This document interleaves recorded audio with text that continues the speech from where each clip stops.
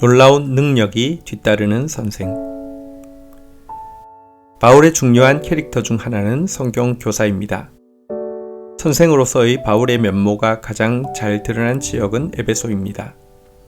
이곳에서 바울은 2년 동안 두란노 서원에서 매일 가르쳤고 그 결과 하나님의 말씀은 소아시아 전역으로 퍼져나가게 되었습니다.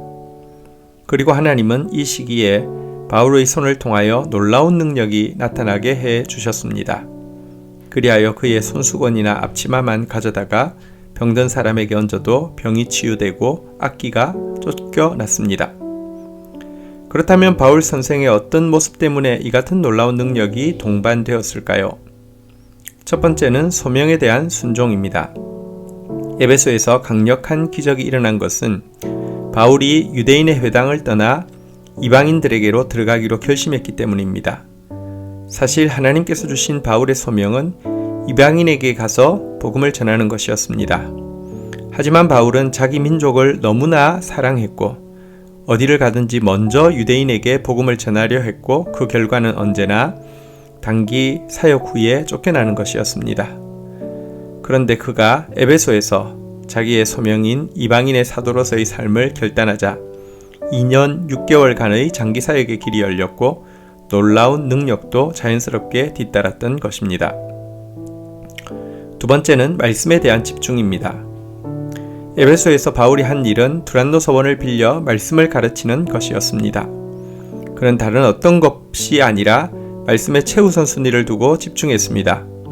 그러자 진리를 알고자 하는 모든 사람들은 말씀으로 충만하게 되었으며 그 결과 놀라운 능력이 자연스럽게 동반되었습니다. 그리고 이처럼 말씀이 충만한 상태에서 능력이 나타나자 이 능력은 단지 귀신이 쫓겨나고 병이 낫는 외적인 부분에만 머문 것이 아니라 믿는 자들의 내면의 삶까지 변화시키는 능력으로 심화되게 됩니다. 모든 능력이 다 변화를 일으키고 열매를 맺게 하고 하나님께 영광이 되게 하지는 않습니다. 그러나 말씀이 충만할 때 동반되는 능력은 자신을 변화시키고 결국 열매를 맺고 하나님께 영광을 돌리게 해줍니다. 세 번째는 전문성과 열정의 삶입니다. 귀신을 쫓고 병을 고치는 데 사용된 바울의 소품은 손수건과 앞치마였습니다. 바울은 가죽공예라는 직업을 통해 생활비와 선교비를 충당하고 심지어 가난한 자를 구제하기까지 했는데 여기에 필요한 것이 앞치마였습니다. 이 때문에 앞치마는 그가 자기 일에 얼마나 전문적이었는지를 잘 보여줍니다. 또 손수건은 그가 일을 마치고 두란노 서원을 향해 달리거나 수업을 마치면 일터를 향해 달릴 때 주로 사용했을 것입니다. 이 때문에 손수건은 그의 열정이 고스란히 묻어있는 편린이라고 할 수 있습니다. 네 번째는 변함없는 표대입니다. 사실 한때 놀라운 능력을 행하는 선생의 이야기는 어렵지 않게 들을 수 있습니다.